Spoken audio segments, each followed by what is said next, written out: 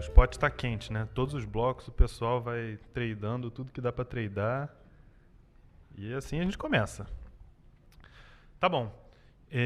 Então estamos aqui no terceiro bloco, pensando alternativas ao modelo atual, no nosso workshop de formação de preço, nosso último bloco, como o Luiz falou. E essa... Opa, isso... Ah, é o nosso bloco. Joaquim, Gabriel, Lucas, Keller, Bernardo e Vitor. Então, o primeiro apresentação, o primeiro bloquinho, primeira parte desse terceiro bloco da tarde é a convergência por custo e por oferta.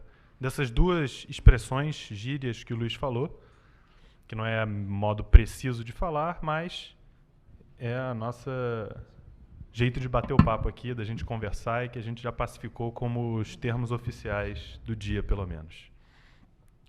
Então, vamos falar. A gente gostaria de falar sobre as alternativas. Mas antes disso, trazendo, desde que o Luiz trouxe lá na primeira apresentação de hoje da manhã, a gente gostaria de trazer essa informação do P&D que a gente já fez. Então, qual era o caso do P&D?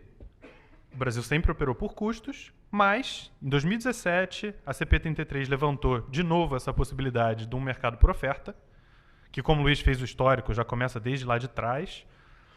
Mas agora, nesse P&D, agora não, no P&D anterior, partindo dessa premissa de que vai ter um mercado por oferta, a gente fez todo um desenho, montou como seria um planejamento, e isso tudo foi uma proposta. Apesar de ter várias discussões que a gente fez, vários detalhes, em alguns casos a gente descreveu múltiplas opções, alternativas, mas era uma proposta.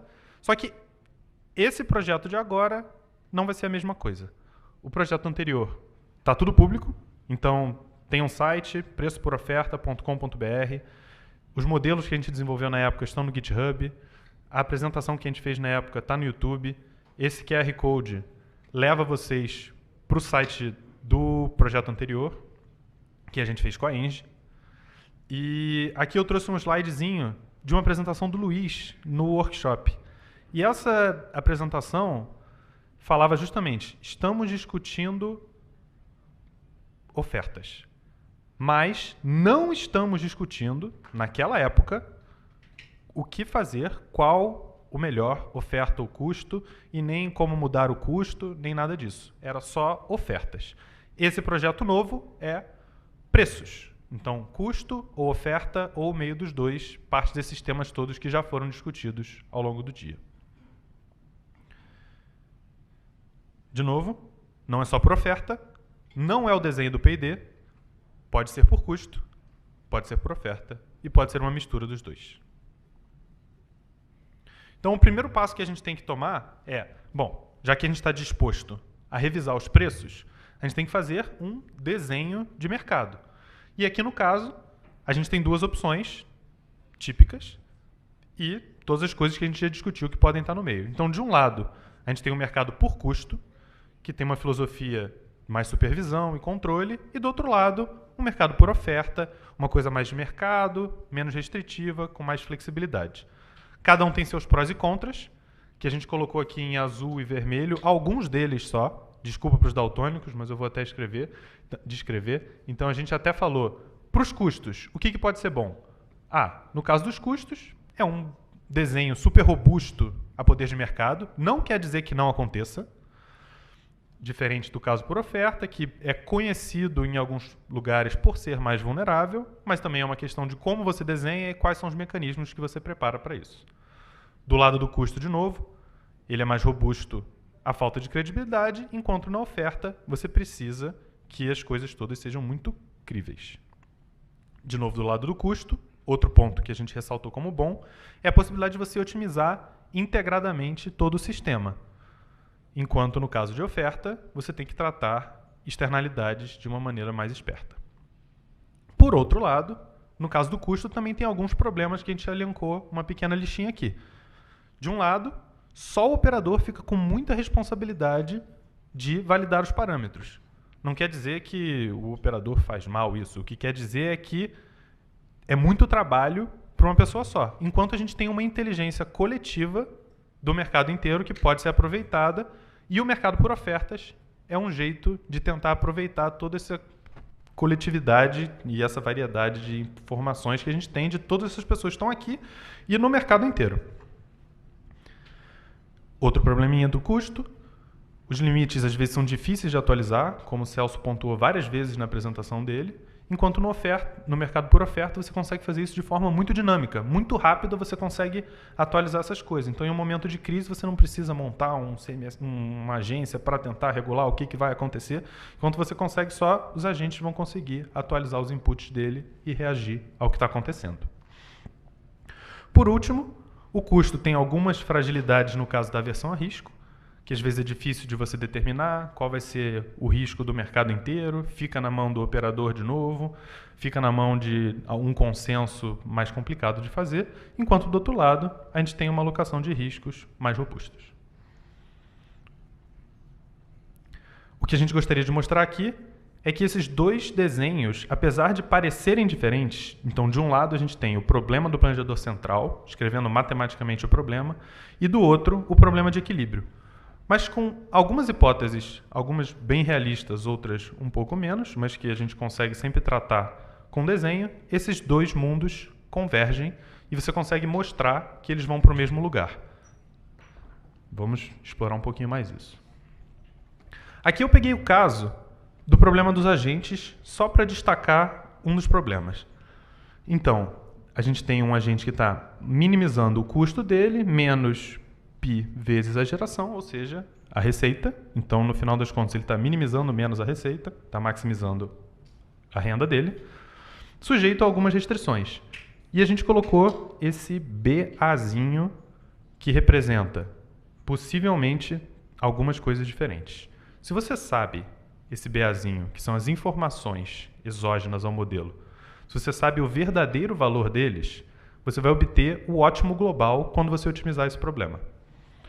Por outro lado, se você tiver no caso de um mercado por custo, esse BAzinho, que são dados do sistema, vai ter que ser estimado ou validado pelo operador. E aí, a gente vai chegar no equilíbrio por custo, que não obrigatoriamente é igual ao ótimo global do ponto anterior. Ao mesmo tempo, no caso por oferta, o terceiro ponto, a gente tem esse outro BAzinho, que agora, num caso por ofertas, seria declarado pelos agentes, o que leva a um equilíbrio de mercado por ofertas, que, de novo, não é obrigatoriamente igual a nenhum dos outros dois, é a questão do dado que está mudando. E agora, como é que a gente consolida essas informações no mundo dos modelos? De um lado, a gente tem o modelo por custo, e do outro lado, a gente tem o modelo por oferta. Cada um tem um modelinho diferente, mas os dois dependem fortemente dos dados físicos e regulatórios, que são os mesmos para os dois. Obviamente, a regulação é diferente, mas os dois recebem esse dado. De outro lado, o modelo por custo recebe esse dado dos agentes como uma estimativa auditada pelo operador, enquanto, no caso das ofertas, é uma informação declarada pelos agentes. Então, a princípio, bom, muitos dados são parecidos, tem alguma coisa que muda e parece que a gente tem dois modelos diferentes. Só que eu gostaria de explorar com vocês quem são esses modelos. Então, a ideia seria desmascarar o que está por trás desses modelos. E isso aqui que está por trás desses dois modelos. O mesmo problema de otimização. Então, frequentemente, você consegue usar o mesmo problema de otimização, e a gente vai ver mais detalhes isso logo mais, para representar os dois modelos. O que muda é o dado de entrada. De um lado, um dado que tem que ser estimado e auditado pelo operador, e do outro lado, uma informação que pode ser declarada por cada um dos agentes. E é claro, esse slidezinho aqui também, roubando uma figurinha da apresentação do Luiz de hoje de manhã, a gente explorou no outro P&D vários detalhes sobre o mercado por ofertas. Só que tudo que a gente explorou também se aplica ao mercado por custo, porque são coisas mais gerais. O formato não é só das ofertas, é o formato das informações. A representação dos reservatórios não é a oferta dos reservatórios, pode ser o jeito que você representa os reservatórios. E aí temos alguns problemas que a gente pode aprofundar em cada um deles. Tanto no caso por oferta, quanto por custos. Uma pergunta relativa ao nível de agregação. A gente deve representar as elétricas de forma individualizada ou agregada nos sistemas. Outras perguntas em relação à resposta da demanda, que foi um dos temas quentes dos debates de hoje de manhã. Ou mesmo, como vão ser os preços de uma possível liquidação dupla, ou se os preços vão ser o preço do tempo real ou o preço ex ante, do day ahead. É uma discussão que afeta os dois mercados. Aqui, para abrir para o nosso pequeno exemplinho, para o nosso estudo que a gente vai ter na próxima parte, eu gostaria de mostrar um pequeno exemplinho para deixar na cabeça de todo mundo. Então, eu montei um exemplinho térmico, puramente térmico. Temos 3 térmicas com essas características. Então, a primeira tem 40 dólar por megawatt-hora de custo, a segunda tem 30, a terceira 615, a terceira 145, a segunda 615, e a gente tem uma demanda inelástica de 40. Uma vez que a gente tem esse sistema super simples, como é que fica o despacho desse sistema? O despacho desse sistema é você otimizar em relação a essas espécies de ofertas que podem ter sido simplesmente auditadas ou ofertadas. Mas o resultado do despacho é 30 megawatts na primeira térmica, 10 na segunda, 0 na terceira. E, obviamente, todo mundo aqui já deve estar ansioso para pular e falar qual é o preço disso daí. É da térmica que está marginando.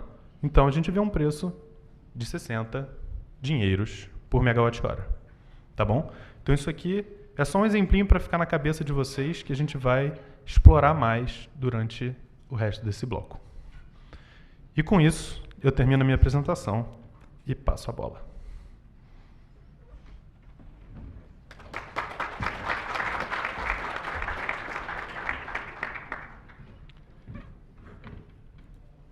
Bom, durante o projeto de P&D que a Engie realizou em parceria com a PSR, a gente desenvolveu um jogo de mercado onde a gente consegue ter múltiplos jogadores fazendo bids no sistema ao mesmo tempo, e a gente vê o que acontece em termos de despacho, em termos de preço. Os agentes podem tentar exercer poder de mercado, tentar alterar o resultado para fugir do ótimo.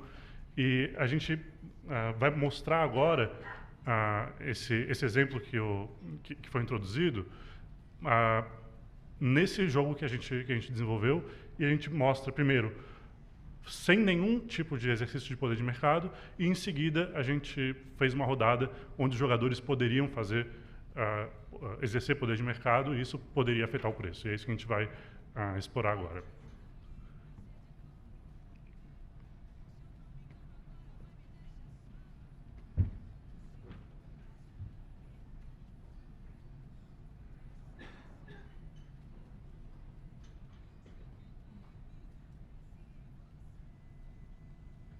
Com um pouco de sorte, a gente vai conseguir.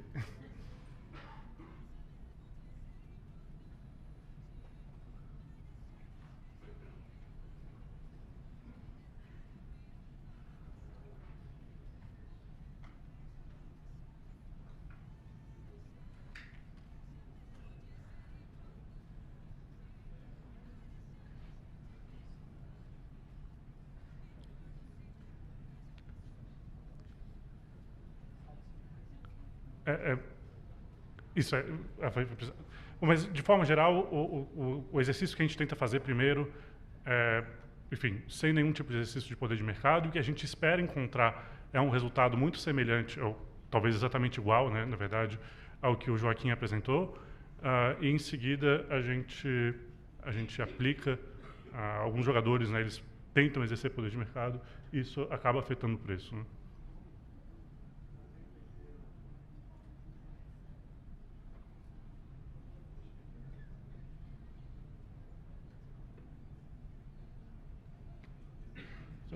Pode ser.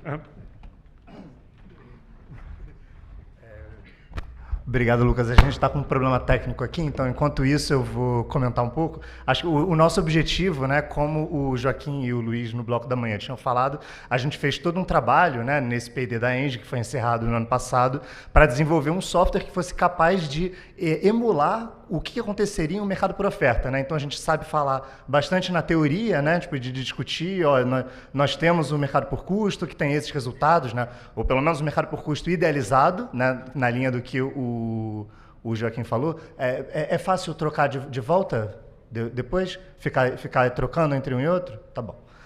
Então, vou voltar para o PowerPoint, então, rapidinho, que eu acho que eu vou fazer minha apresentação antes do jogo. Acho que vai ficar mais fluido.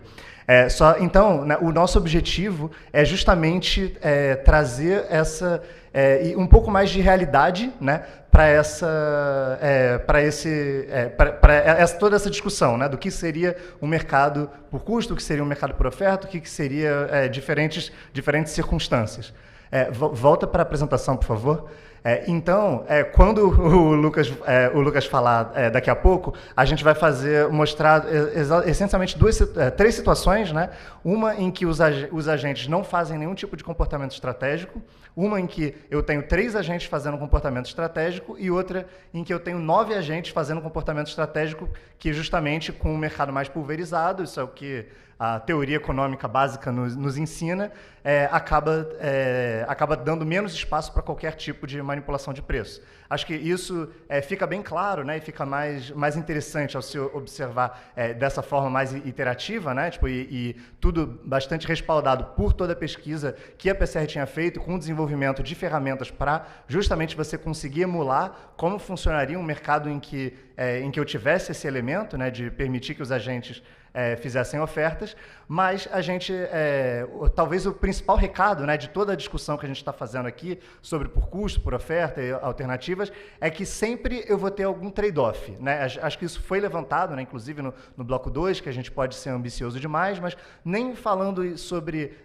o que é histórico, né, do Brasil, pode ser um empecilho à implementação, mas mesmo que a gente não tivesse nenhum obstáculo a implementar qualquer mecanismo que a gente idealizasse, eu ainda teria essa dificuldade de ter que lidar com prós e contras de diferentes caminhos, né? O Joaquim apresentou lá no começo um pouco do que seria mais esperado do mercado por custo e do mercado por oferta, e claro que a gente precisa estar atento para o que seriam esses potenciais pontos fracos para tentar ajustar o desenho. E mesmo que a gente opte por uma solução híbrida, né, por exemplo, isso já foi levantado, né, em diferentes situações, isso também não é um almoço grátis, né? Eu também tenho outras dificuldades, né? Eu preciso definir o que seria essa solução híbrida e eu poderia ter até custos adicionais, custos de complexidade, custos que não são tão claros de como seriam solucionados no caso de uma solução híbrida, comparado com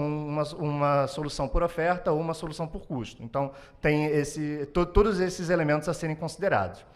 E quando a gente está falando do mundo por oferta, a gente tem talvez esse é o caso mais presente, né? Ele estava presente em algumas perguntas, né, que foram levantadas até desde o bloco 1, e talvez o professor Dorel mencionou também rapidamente, e talvez o primeiro risco que vem à mente é justamente essa situação de manipulação de preços, que é o que o Lucas vai mostrar mais concretamente com um jogo de mercado daqui a pouco.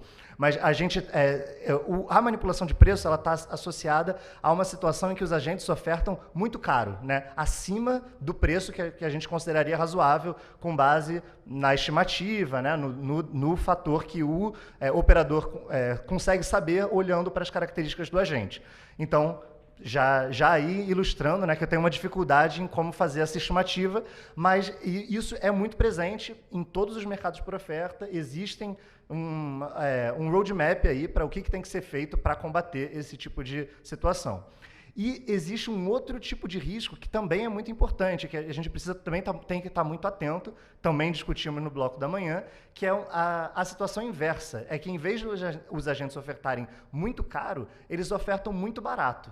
Isso pode parecer contraintuitivo, né? Se você está pensando nos agentes maximizando o lucro, eles, afinal, conseguem maximizar o lucro tentando puxar o preço para cima. Então, eles vão sempre tentar reduzir a quantidade e aumentar o preço de oferta.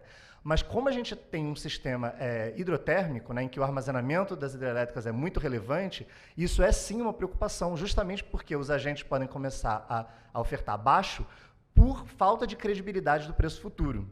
E isso é muito presente, a gente viu, por exemplo, na Nova Zelândia, na Colômbia, em países que têm, de fato, um preço, um mercado com uma participação maior de hidrelétrica. Então, você precisa dar uma resposta para isso, não só e se os agentes manipularem o preço para cima, mas também e se os agentes não tiverem credibilidade no preço futuro e estiverem puxando o preço para baixo, promovendo um esvaziamento dos reservatórios. Porque se você tiver que implementar uma solução por custo para solucionar esse comportamento, essa fricção de comportamento dos agentes, por exemplo, talvez vai levar a questionamento de todo o mecanismo, né? Todas essas fraquezas, né, do mecanismo por oferta são bem conhecidas e existem, como eu falei, né, meio que um roadmap para implementar. O primeiro mecanismo é mitigar por meio de reduzir a concentração de mercado. Quanto mais agentes, mais razoável vão ser as ofertas deles, né? Menor o risco de distorção de qualquer um dos dois tipos, né? E aí a gente tem um exemplo de vários países que passaram por um processo de liberalização, que tinham uma empresa estatal centralizada, monopolista, muito, muito grande, né? Não necessariamente monopolista, mas muito dominante no mercado, e que foram segmentadas em várias empresas, justamente para você criar um diálogo, né? Criar uma competição entre esses segmentos, né? Você força essencialmente você ter um mercado mais diluído. Outro caminho é você eliminar barreiras à entrada. Talvez hoje você tenha um mercado concentrado, mas no futuro esse mercado pode ser mais diluído.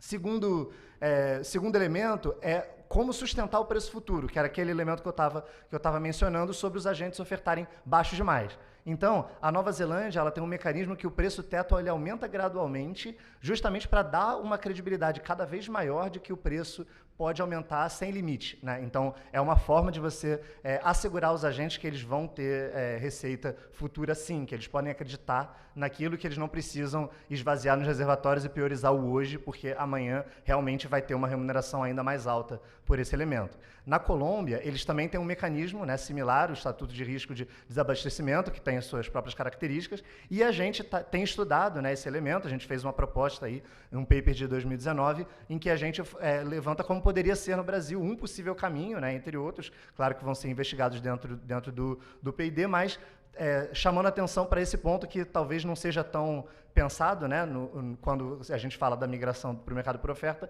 mas que é sim uma preocupação e no contexto brasileiro precisa ser atacado. Outra forma de mitigar é com você ter uma regra clara para como a oferta pode ser substituída. Então, em 90% dos casos, você vai usar o que o agente oferta. Mas da mesma forma que o Luiz falou, que eu tenho no Vietnã, os agentes só podem ofertar entre 80% e 130% do valor da água, mesmo no PJM, que é nos Estados Unidos, um dos principais mercados, que é totalmente por oferta, que acredita muito na liberdade dos agentes, acredita muito nas forças de mercado, eles têm uma proteção, né, na qual, se o operador identificar que a competição é insuficiente, ele substitui a oferta desses agentes por um custo estimado, né? Esse custo estimado vai ter os seus elementos, né, as suas características, mas é uma forma de você mitigar esse efeito do poder de mercado. E um terceiro elemento é a criação de um monitor, de um processo sistemático para acompanhar o monitoramento de poder de mercado. Então, como eu falei, temos desafios, não queremos minimizar de forma alguma, mas temos também caminhos, né, para atacar essa questão.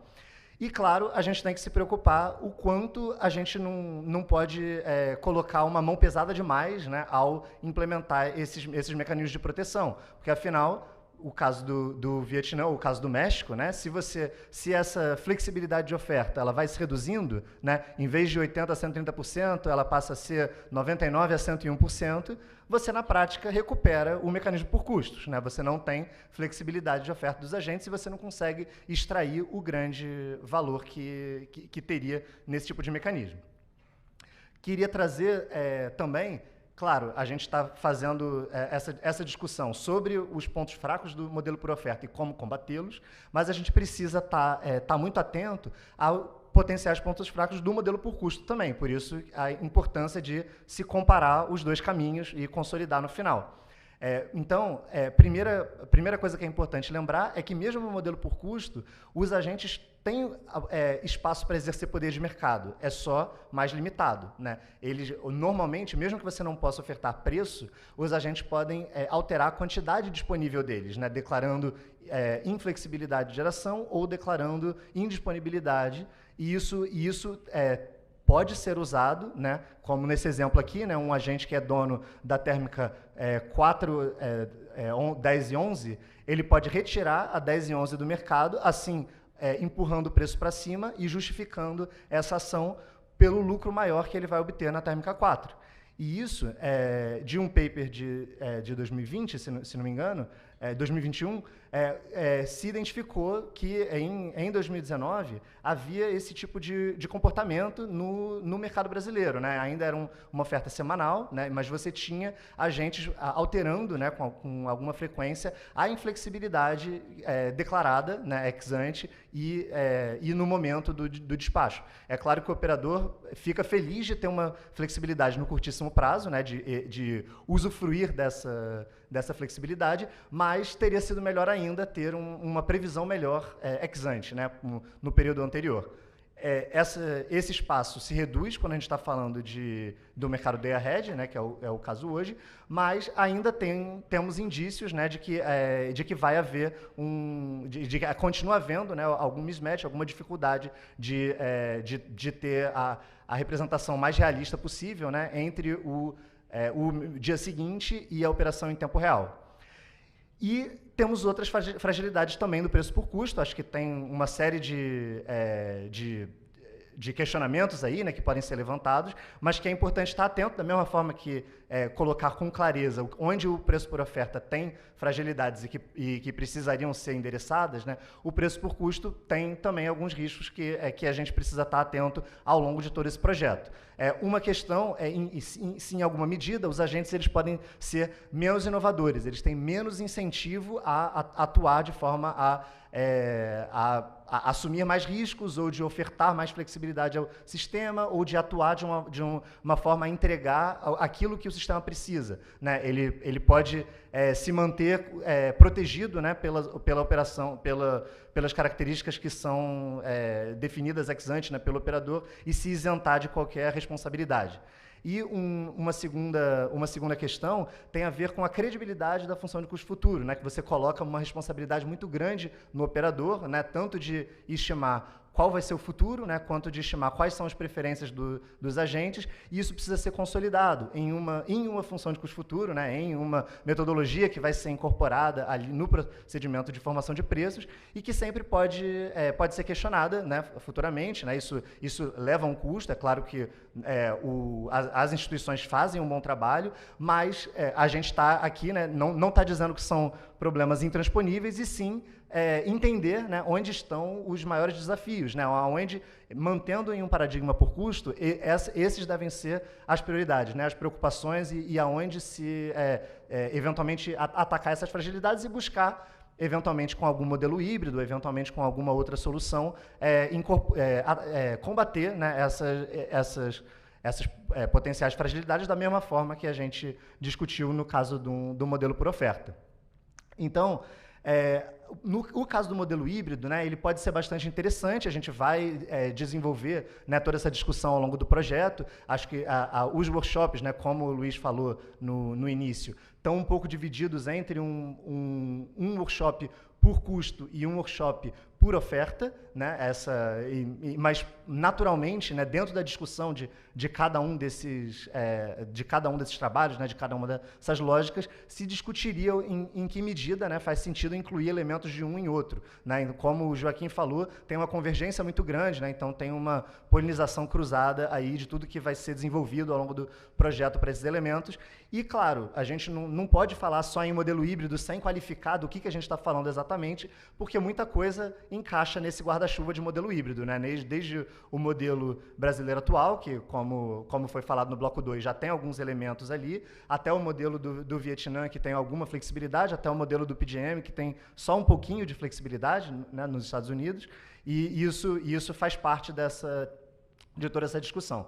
Eu vou passar rápido daqui, na verdade. Com sorte, a gente vai conseguir fazer o jogo agora sim, por favor, se puderem trocar aí para a outra tela, e eu passo a bola para o Lucas. Dessa vez, ele, em vez de separar, ele vai apresentar de uma vez, né, os 3 sistemas. Lembrando, né, esse é um sistema totalmente térmico, né, como o Joaquim tinha apresentado. Só tem 3 térmicas, né, uma barata, uma média e uma cara. E a gente já viu que, no caso da competição perfeita, é a térmica do meio quem margina. E vamos ver o que acontece no nosso exercício aqui. Bom, vamos lá. Agora sim a gente tem o modelo disponível aqui na tela. E o que é interessante, tá? Aqui, esse é um sistema que foi desenvolvido pela PSR tem toda a inteligência desenvolvida pela PSR durante o nosso projeto de P&D. A gente tem tanto o despacho das usinas, a formação de preço, a contabilização. A gente tem um mecanismo de reservatório virtual também disponível aqui. Esse exemplo é puramente térmico, né? A gente tem 90 mega de capacidade térmica. Isso aqui é a tela inicial do sistema, onde a gente tem uma introdução. E aí a gente pode descer um pouquinho. E o que é interessante? Aqui a gente tem já uma pilha de oferta e o ponto onde essa pilha de oferta cruza com a demanda. E aí, se não houver exercício de poder de mercado, a gente espera que exatamente a térmica intermediária seja marginal e que a gente tenha, portanto, um preço de 60 unidades monetárias por megawatt-hora. Então, a gente pode ver aqui o resultado do jogo da térmica 1.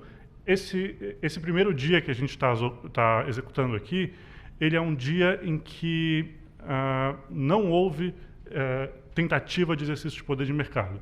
Então, o que a gente enxerga aqui, eu vou nessa tela aqui de despacho, a gente enxerga o seguinte: primeira coisa, a demanda ela é flat ao longo das horas, isso pode ser alterado para um outro sistema, né?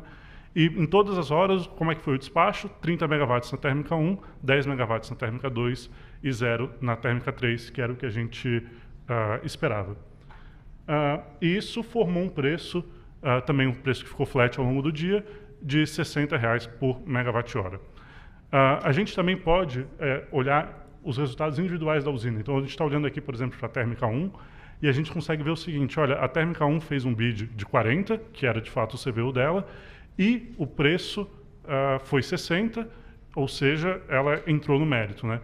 E o fato de ela ter entrado no mérito, a gente pode também constatar aqui no gráfico de baixo, que a gente tem a geração, e a gente vê que, de fato, ela gerou 30...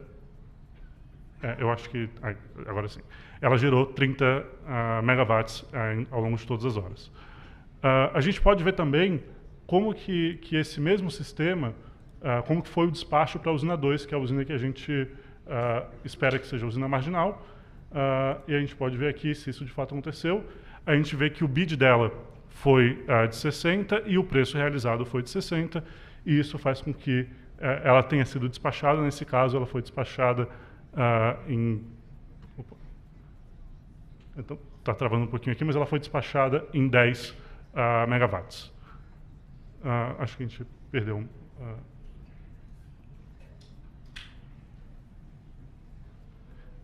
Mas o que é interessante é que a gente pode, eu já vou carregando aqui, o resultado do segundo exercício que a gente fez com essas usinas, que é fazendo uso, ou tentando, né, usinas tentando exercer poder de mercado. Eu já vou carregando aqui e, com sorte, logo ela vai estar disponível na tela também.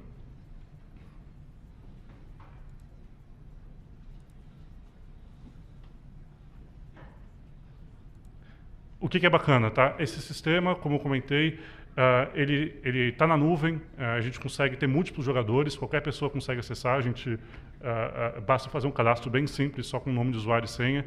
Qualquer pessoa consegue acessar, consegue criar jogos e consegue jogar com 20, 30 pessoas ao mesmo tempo para avaliar se seria possível, por exemplo, exercer poder de mercado ou avaliar o impacto que isso poderia ter no preço. Talvez, como não está funcionando, talvez a gente possa passar para o PowerPoint.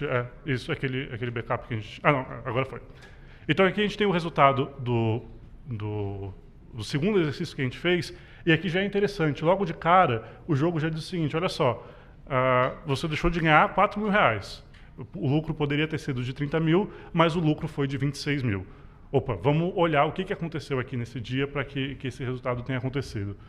Primeira coisa, vamos ver como é que foi o despacho. Esse aqui é um dia que até o meio-dia, tá, até as 12 horas, não houve tentativa de exercício de poder de mercado, então a gente tem um despacho exatamente igual àquele que a gente teve no dia anterior, mas a partir das 12 horas alguma coisa mudou. E a gente consegue ver que o que mudou foi uma redução da geração da térmica 1, antes ela gerava 30 MB, agora ela está gerando 24.9, e a térmica 2 ela teve uma geração mais alta, antes era 10, agora foi para 15, e a térmica 3 entrou um pouquinho no mérito, 0.1, mas o fato de ela ter entrado no mérito significa que ela passou a formar o preço, e a gente consegue ver que a partir do meio-dia o preço subiu para R$100 por megawatt-hora. Vamos entender como que isso aconteceu, né? Quais foram as ofertas dos agentes que causaram isso. A gente consegue ver que, primeiro, a térmica 1, o bid dela, que é a linha laranja, foi flat em termos de preço.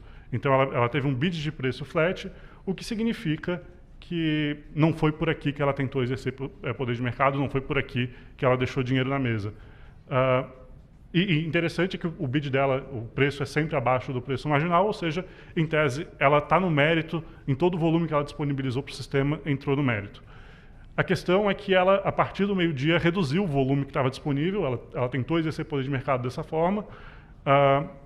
Antes do meio-dia, né, ela tinha 30 MB disponível, depois do meio-dia ela declarou só 24.9 MB disponível, e isso foi a tentativa de exercício de poder de mercado dela. Bom, isso de fato aumentou o preço, então alguém poderia argumentar, pô, peraí, talvez isso tenha sido interessante para a térmica 1, mas o jogo já fez uma avaliação diferente, né? A gente viu que o jogo disse que a térmica 1 deixou dinheiro na mesa, então vamos entender por que ela deixou dinheiro na mesa olhando para o resultado da térmica 2. O que é interessante, quando a gente olha para o resultado da térmica 2, é que ela também fez um bid diferenciado a partir do meio-dia. Ela também tentou exercer poder de mercado nessas mesmas horas, e isso é o que fez com que a térmica 1 não tivesse sucesso na tentativa de exercício de poder de mercado. Eu acho que qualquer coisa a gente pode passar para o PowerPoint mesmo, e a gente encerra aqui pelo PowerPoint. A gente, já imaginando que poderia ter um tipo de problema, a gente preparou um backup aqui, que acho que pode ajudar a gente. Isso,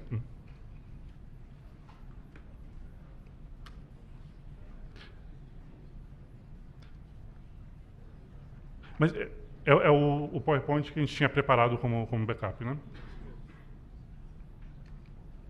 E o que é interessante, então, esse jogo está disponível para qualquer um acessar e criar jogos enfim, estudar outros agentes, para a academia, para quem tiver interesse. E o modelo matemático que faz o despacho, ele é de código aberto, foi desenvolvido pela PSR e está disponível também no site do nosso projeto de P&D. Tem lá o link para o repositório do modelo. Bom, mas eu acho que a mensagem... agora foi para o... mas acho que não foi para o... agora foi. Então, é aquilo que eu havia comentado, né? A partir das 12 horas, a térmica 2 ela também tentou exercer poder de mercado, e isso a gente enxerga aqui. A gente vê que a curva de preço dela, ela acompanha, a curva de bid dessa usina acompanha o preço. Então, o que aconteceu, de fato, foi que essa usina, a usina 2, ela conseguiu exercer poder de mercado, enquanto que a usina 1 não exerceu poder de mercado. Muito embora ela tenha tentado exercer poder de mercado, ela não teve sucesso, e por isso que ela deixou dinheiro na mesa. A estratégia melhor para a usina 1 era ter ofertado os 30 MB dela, e dessa forma ela conseguiria ter o lucro máximo. Eu acho que agora a gente pode também aproveitar e já passar então para o segundo jogo, Aqui é um jogo que a gente já tem também pré-carregado, que é um jogo que é aquilo que o Gabriel comentou. A gente aumentou o número de usinas disponíveis para que esse exercício de poder de mercado fosse mitigado. E aqui a gente tem as mesmas... o sistema é muito semelhante, só que a gente quebrou cada usina em 3. Né? Então, ainda assim, a gente espera que o preço marginal, se não houver exercício de poder de mercado, seja de R$ 60 por megawatt-hora. E aí a gente pode ver aqui o resultado. Eu já vou passar direto para o segundo dia, que é o dia que há uma tentativa de exercício de poder de mercado. Essa aqui é a térmica número 9. Deixa eu pegar aqui aqui é a térmica número 5 e a térmica número 1. O que é interessante é que a térmica número 1, ela aprendeu com a rodada anterior, ela aprendeu que a tentativa dela de exercer poder de mercado, ela corre o risco de deixar dinheiro na mesa. Então, o que ela fez foi fazer um bid flat, tanto de preço quanto de quantidade. A gente vê aqui que a quantidade dela é flat para todas as horas. Ela não tentou repetir aquela estratégia anterior dela, e isso fez com que ela tivesse, de fato, o melhor resultado possível. Mas, como eu comentei, ainda assim houve algum tipo de exercício de poder de mercado. A gente vê que o preço também, nesse caso aqui, ele subiu, né, foi para R$ 100 por megawatt-hora a partir das 12 horas, e a gente consegue olhar aqui para o balanço, e a gente vê o seguinte, olha, a partir das 12 horas houve uma mudança. A térmica 5, que antes gerava, ela passou a deixar de gerar, né, a partir das 12 horas. Então vamos lá na térmica 5, vamos ver qual foi a oferta que ela fez e se ela teve sucesso nisso. A primeira coisa interessante é a térmica 5 deixou dinheiro na mesa. O que quer que seja que ela tentou fazer não foi resultado ótimo para ela. A gente vê que ela tentou exercer poder de mercado através do preço.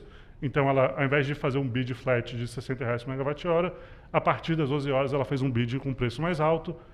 E, de fato, a gente viu que isso alterou o preço, né? Mas ela saiu do mérito. Então, na prática, ao tentar exercer poder de mercado, essa usina saiu do mérito. Então, por mais que ela tenha conseguido afetar o preço de liquidação, ela não conseguiu capturar o resultado financeiro disso. Então, talvez ela não tivesse estímulo econômico para tentar fazer isso. É claro que esses exemplos aqui eles são bem didáticos, e a ideia aqui é só mostrar a ferramenta e mostrar que a gente consegue fazer esse tipo de exercício. A gente tem um modelo desenvolvido pela PSR que está disponível no site do P&D, que é bastante completo, a gente consegue construir praticamente qualquer sistema nele. E também a gente tem essa ferramenta aqui, web, multijogadores, que acho que quebra bastante a barreira de entrada para o pessoal testar esse jogo e brincar um pouco com o preço por oferta, se familiarizar com os conceitos e ver qual que são os efeitos de ter um preço por oferta. E, inclusive, dá para avaliar, por exemplo, o reservatório virtual, que é um ponto que o pessoal geralmente tem muita dúvida, e a gente tem exercícios aqui com hidrelétricas também que abordam esse tema de forma completa. Bom, eu acho que é isso. Barroso? Beleza, obrigado. Pode voltar para lá, pode voltar para cá que você vai responder 100 perguntas agora. O senhor quer molezinha, né? Vem aqui e fala e vai embora. Que é assim, hein?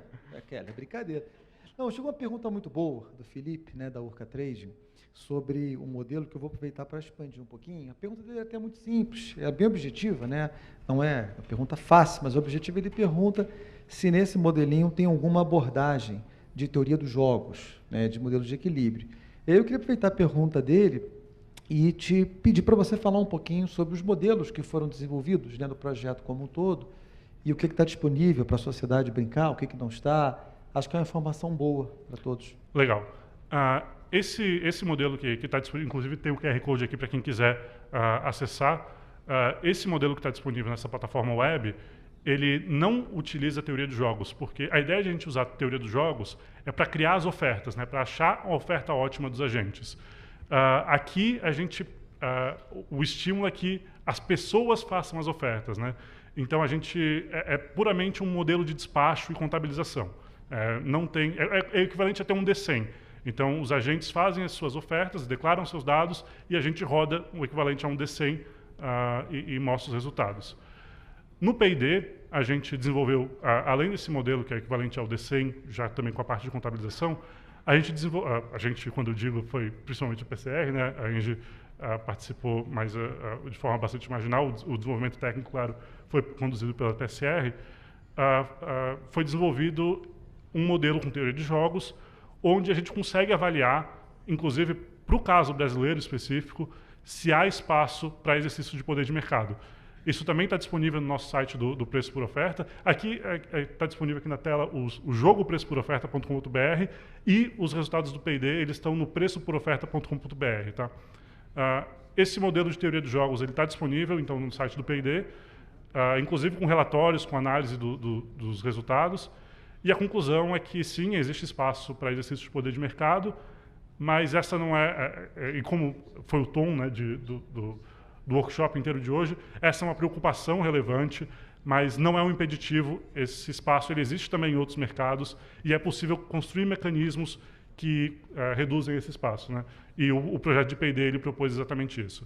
Então, o P&D, além dos relatórios, a gente tem então esses dois modelos, um que é despacho e formação de preço e um que é modelo de teoria de jogos para avaliar exercício de poder de mercado. E nesses modelos de equilíbrio de mercado, de teoria dos jogos, quando foram identificadas as soluções onde existe não só potencial para o abuso de poder dominante, como exercício, né, do poder dominante, você falou que também foram estudados mecanismos de mitigação.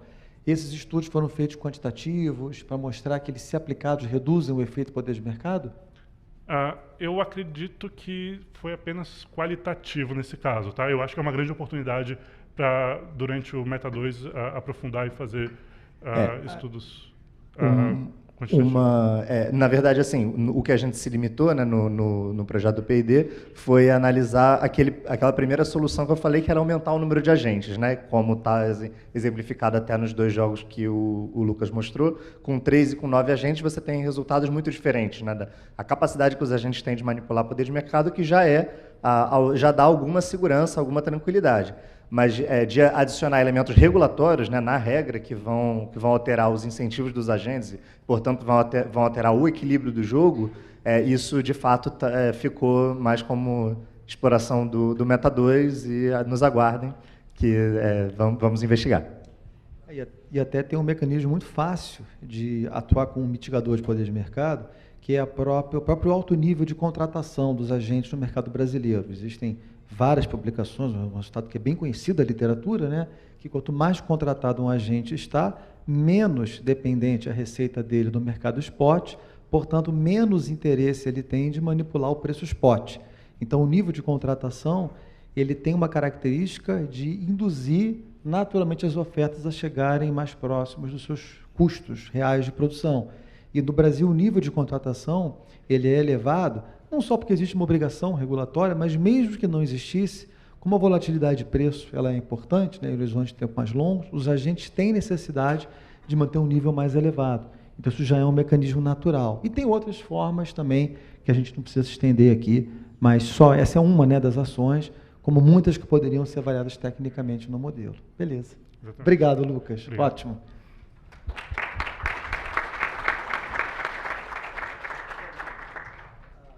Vamos lá, então, a gente tem aproximadamente 1 hora aqui, no tempo regulamentar, mais 5 horas, que eu vou ficar aqui falando com vocês sem parar, né? E aí eu queria aproveitar para convidar, acho que aqui o Marcos Keller, né, o diretor regulatório de estudos de mercado. Lucas, obrigado. A gente faz um swap aqui, Lucas com o Marcos. O Marcos é diretor regulatório de inteligência de mercado da Engie. Eu queria também convidar o Vitor de Matos, CEO da Noros. Convidar também o professor Bernardo, da Fundação Getúlio Vargas.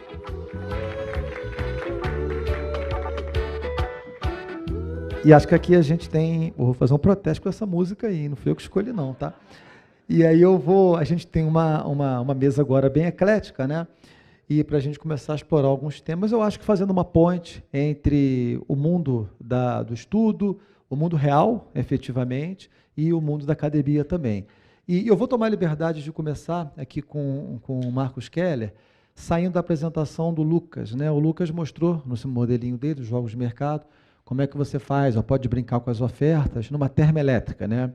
onde o custo variável de uma termoelétrica é uma medida direta, né? Você compra o combustível, tem uma eficiência, o preço do combustível vezes a eficiência mais o M variável, dá no custo variável unitário, que é o valor mínimo pelo qual uma termoelétrica deveria cobrar pela sua geração. Mas a hidrelétrica, o mundo é mais complicado. E aí, Keller, a primeira pergunta que eu te faria era como é que você vê, né? Você é um executivo de uma empresa internacional que tem atuação em muitos países aqui fora do Brasil, que está no mercado muito competitivo europeu, que funciona por oferta. Como é que uma hidroelétrica prepara a sua oferta nesse ambiente? Suponha que a partir de amanhã eu te digo, me diz quanto você cobra para entregar 1 megawatt-hora em cada uma das horas dos próximos, vamos dizer assim, 3 dias seguidos ou do próximo dia. Boa tarde, Luiz, boa tarde, pessoal. Parabéns aí para a CCR e PSR pelo projeto, né, e por esse workshop em si. Muito feliz de estar aqui e estar debatendo, Luiz. Eu acho que, então, o que eu vou colocar aqui, obviamente, é a visão corporativa agora, a visão da indústria, né, e já começam com a ressalva que nem precisava fazer, né, que vocês sabem que a ENGIE é uma defensora do preço por oferta, né, então as minhas respostas são enviesadas, né, pró do preço por oferta. Eu acho que você já, na abertura, explicou, né, Luiz, o que nós tratamos no primeiro PD, né, o Gabriel esteve lá full time conosco, e lá partimos daquele pressuposto, se, né, ou quando a gente implantar preço por oferta, quais seriam as escolhas que a gente vai fazer. E aí, há sim uma série de escolhas, mas o nosso projeto em si já foi partindo do pressuposto que seria preço por oferta e como que a gente implementaria, tá? Eu achei que as perguntas fossem ser mais fáceis, Luiz. Você combinou comigo que... elas vão ficando mais fáceis. É bumerangue. Ou então vou chamar o Lucas para me ajudar aqui, tá? Acho que ele está nervoso, hein? Estou nervoso. Deixa eu começar dizendo, Luiz, até porque, na minha opinião, o preço por oferta. Eu acho que foi colocado aqui pela manhã, mas eu faço questão de registrar, tá? Eu acho que as empresas, as instituições, as empresas, assim como as pessoas, elas têm percepções de riscos diferentes, tá? E hoje, por modelo, preço por modelo, né? Então nós temos apenas, né, como já foi colocado aqui, uma visão lá no preço. E eu acho que nós temos que dar a oportunidade de imputar, de colocar, de ouvir o mercado, os agentes, as suas diversas percepções de riscos e as suas visões de futuros que são diferentes e com bastante responsabilização, né? Então, eu acho que esse é um ponto bastante importante. Ao final de tudo isso, eu não vou ter apenas, né, uma premissa, uma opinião, mas assim um efeito, né, combinado de várias opiniões. E aqui, novamente, não tem certo, não tem errado, tem percepções de risco diferentes. Da mesma forma como algumas pessoas nos seus investimentos são mais propensas a risco, outras são menos propensas a isso. Então, nós, como ENGIE, certamente temos uma visão de futuro das variáveis que impactam o preço, que certamente são diferentes do operador, são diferentes da outra empresa A, outra empresa B e C, e não tem errado, são visões de futuro, são percepções diferentes. Então, o que a gente defendeu ao longo da construção desse PID foi que a gente, ao implantar o preço por oferta, não chegamos, Richard, foi uma escolha nossa, nós não chegamos no despacho por oferta. A nossa proposta foi, de fato, o preço por oferta. O que isso significa? E aí eu acho que vem uma premissa muito importante, né, que permeou parte das discussões de manhã, pela manhã, de que o que nós estamos falando é despacho econômico do sistema. E, ao final de tudo, o despacho físico continuaria sendo com o ONS. Então, a parte da segurança energética ficaria sendo garantida.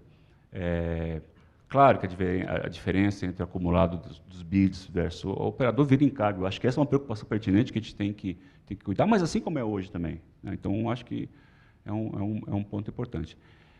Então, eu acho que tem outras coisas para falar aqui, Luiz. Eu vou deixar mais para outro round aqui, mas aí eu aproveito então para responder a sua pergunta, né? Como que nós faríamos? Usando modelos. Não tem como ser diferente.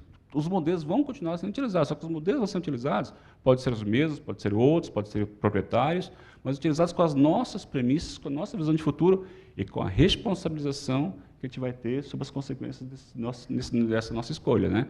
Então, a gente trabalha Depois, se eu tiver a oportunidade, eu vou falar sobre o MRE, que ele fica tudo como está, né? Mas só ficando na questão da repercussão econômica, se em algum momento, né, no despacho hidráulico, que foi a sua pergunta, eu escolher guardar água e não usar essa água do ponto de vista econômico, não do ponto de vista físico, porque eu acho que no futuro vai me valer mais, eu vou tomar as consequências disso. Eu posso estar certo e no futuro de fato valer mais e legal para mim, ou não, eu posso estar vertendo no instante seguinte e perder dinheiro. Mas eu não vou poder culpar o operador que ele não viu que ia entrar uma frente fria, que ia chover, não, porque agora a responsabilidade é minha.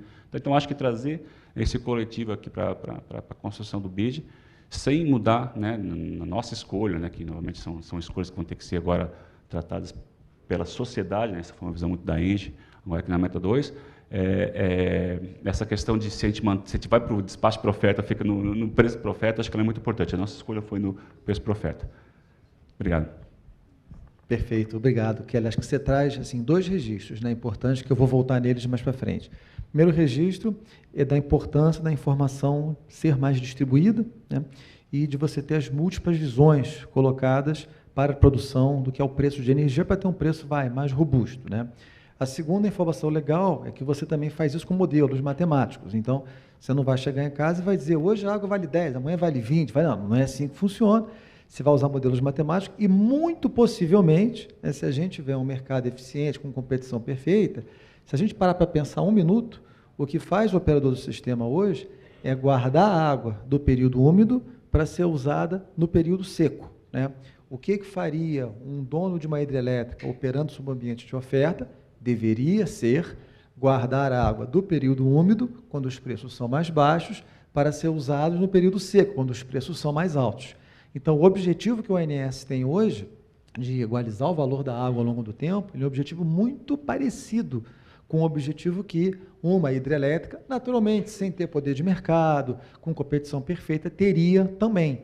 O que começa a abrir um pouco a cabeça de por que a formação de preços por oferta ela tem alguns elementos que não necessariamente vai desviar dos resultados que a gente tem e estamos acostumados aí a vida inteira. Mas depois eu volto para você com outras perguntas, tá? Minha lista aqui é extensa. Bernardo, vamos lá.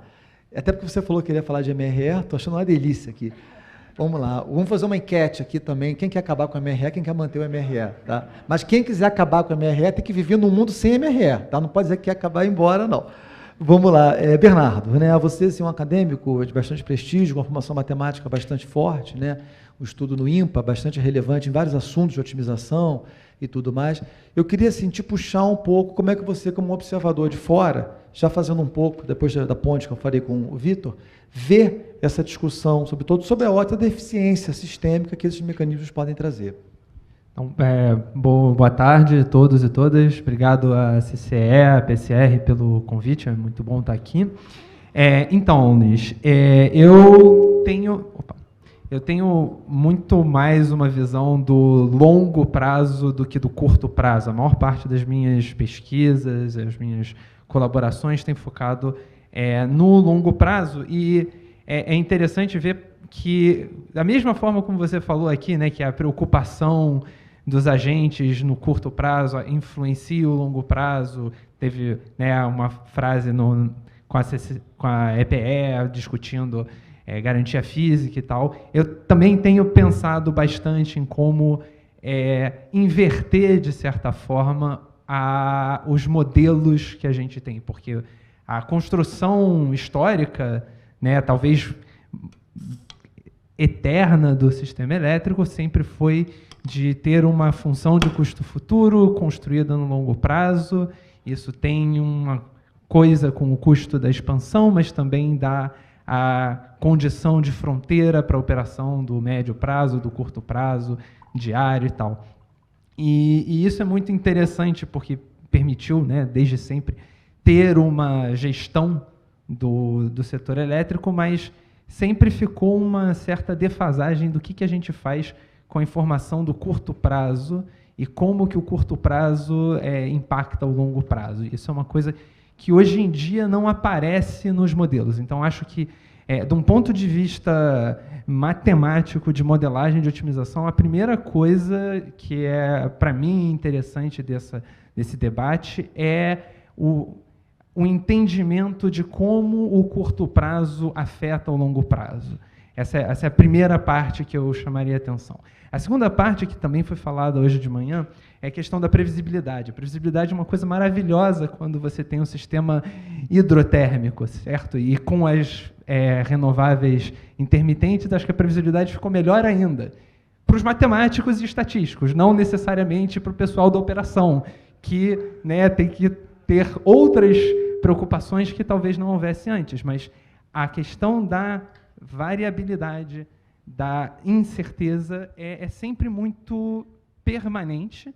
Ela talvez esteja ficando mais universalizada e globalizada por conta das renováveis, eólicas e solares, principalmente.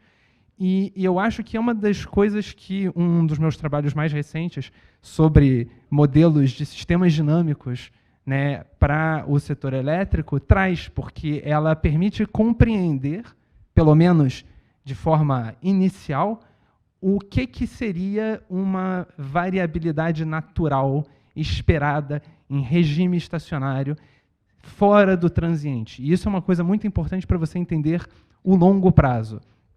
E isso é uma coisa que pega uma informação de variabilidade de médio ou de curto prazo e joga isso no longo prazo. E eu acho que esse tipo de estudos é algo que deveria ser muito mais feito para a gente entender essas sinalizações. Eu acho que isso é uma coisa muito interessante que tem aparecido na discussão. Eu vou parar por aqui, a gente pode continuar conversando mais para não esgotar o tempo.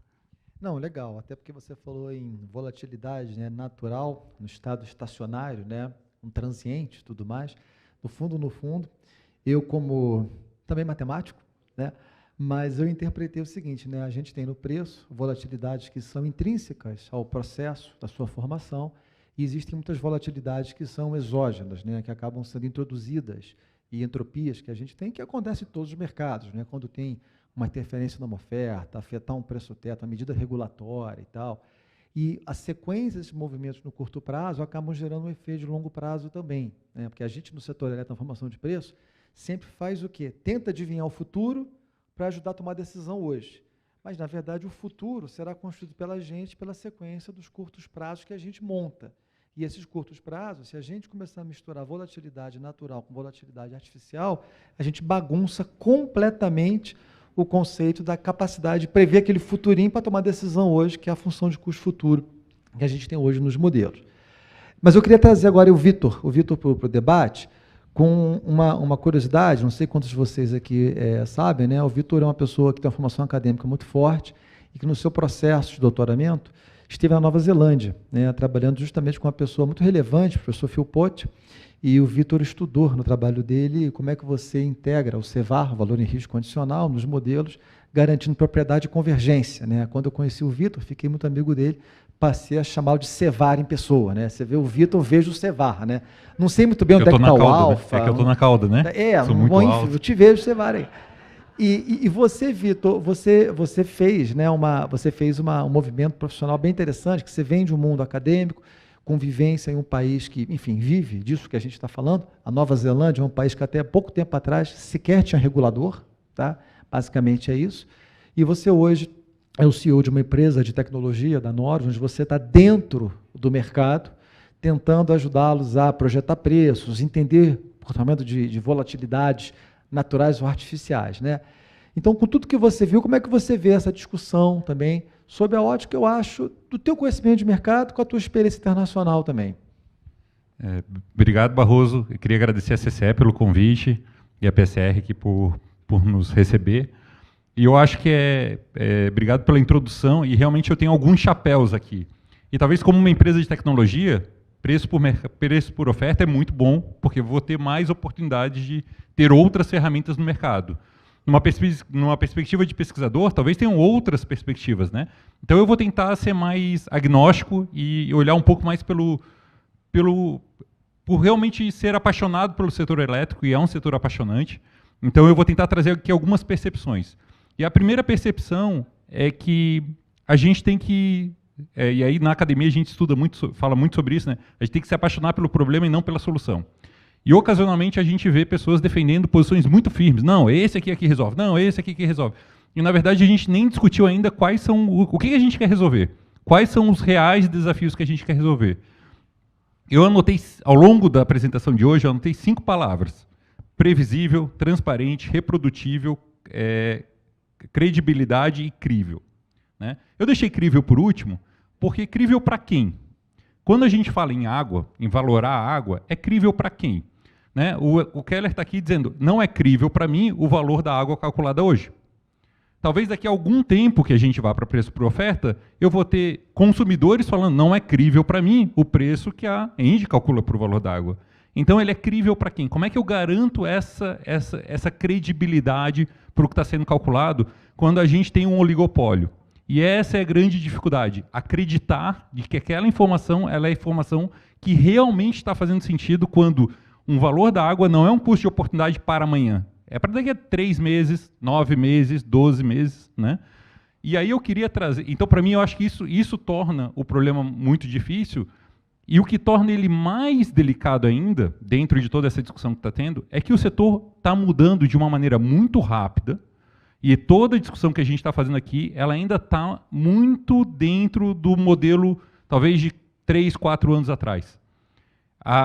Antigamente a gente falava hidrotérmico, né? E a eólica? A eólica ela vai ofertar ou ela vai ser CVU zero?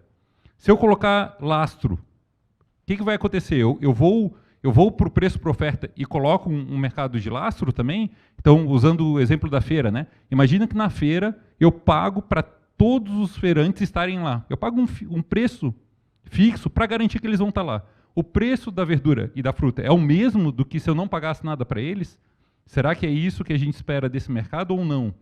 Então, toda essa discussão, eu acho ela tem muitas nuances e torna muito difícil. Mas a conexão que eu queria trazer é que talvez o desafio, quando a gente pensa em preço por custo, que eu acho que é o desafio que a gente está vivendo agora, com preços muito baixos, é que a gente vai ver uma redução da demanda líquida, porque a gente está cada vez mais com